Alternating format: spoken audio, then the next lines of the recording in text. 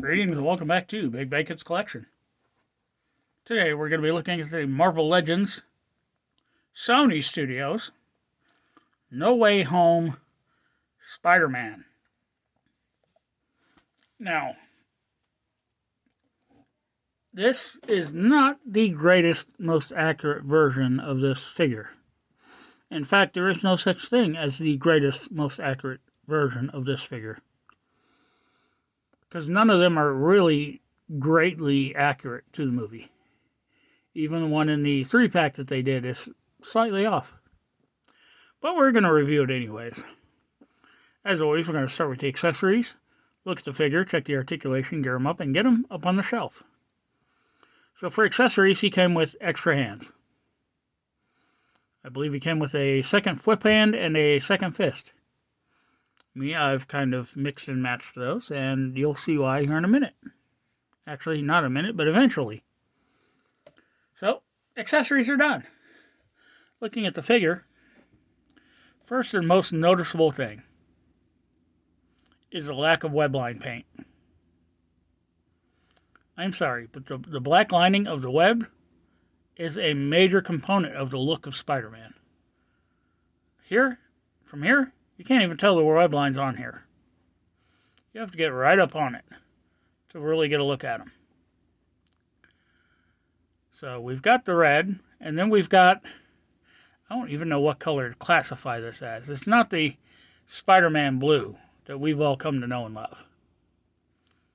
And it is covered in a whole bunch of this metallic gold paint.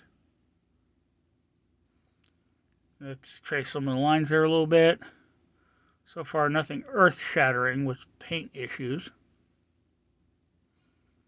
A couple of sculpt details that I'm not too keen on. Okay, so the gold paint here comes out and then down.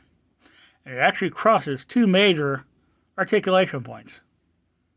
It crosses this one here. And then it crosses this one down here. Why they just didn't stop it or straight line it, I have no clue. Trying to make it look accurate, but by barely painting an area. Secondly, these external web shooters are not accurate to the movie. Like I said, he does have a set of flip hands and a set of fists. The paint on the fingers on these are actually pretty good. Normally when you've got two different colors between the hand and the fingers, there's usually some sort of either they didn't paint high enough on the hand and you end up with the finger color down here, or they overpainted and it ends up way up on the fingers.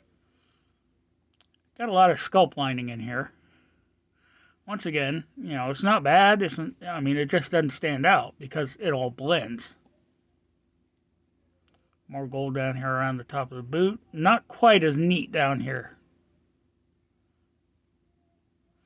And once again, web lines that cannot be seen by the naked eye from a distance. And there was no alternate head, no unmasked Peter Parker.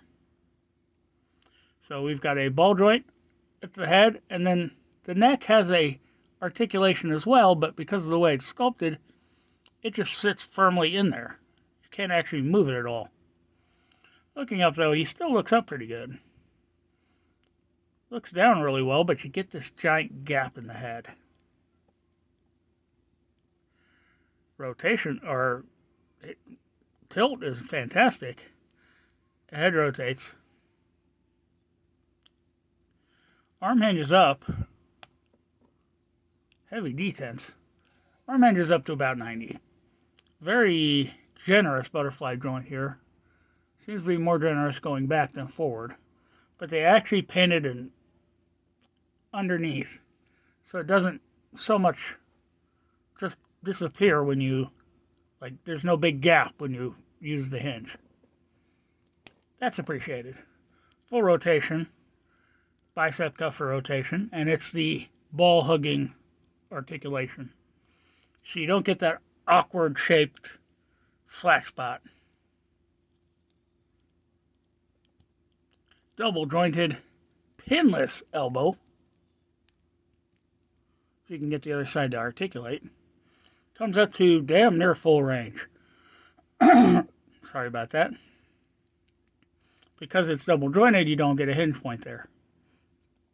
Hands rotate, horizontal hinging on the left, horizontal hinging on the right. Now, instead of a standard ab cut or torso cut, he's got a waist rotation, which breaks the sculpt terribly. And he has an ab crunch, which allows him to bend back that far, forward that far. He's got no tilt whatsoever because of it. Legs kick out, not perfectly, but really good. Kick forward nicely. Back, almost non-existent. Thigh cuff for rotation. Double jointed pinless knee. And because of his calf there, can't quite kick his own ass. Comes close. No boot cuff for rotation. Foot hinges back that far, and it looks like it's bending against the actual thing. Like there's a jagged point, a stop point there, and it's just kind of, yeah. Coming forward, you get next to nothing. But there is a rocker. So, this is why I have the flip hand on here. I have another figure. And I'm trying for the life of me to remember her name right now, but she's from the Eternals. Makari. Both the character and the actress that portray Makari are deaf. I know some American Sign Language, but not much. But if you take the flip hand and you turn it like this, that's American Sign Language. She also comes with one of those hands. So I just find that a cool little like Easter egg nod to myself. One thing I did forget to point out. If you remove the hands to twist to change them out, these do come off, but it leaves like a deep gouge around the point where it sets.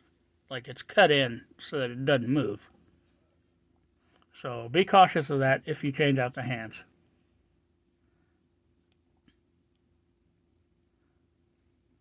So,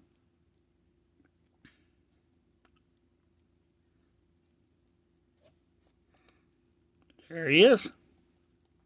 All ready to go. What do you say we get him up on the shelf now? You could stand next to Mobius and tell Luke Wilson how much you love him. Once again, thanks for tuning in. Be sure to subscribe, like, share, comment, hit that notification bell, and I'll see y'all next time.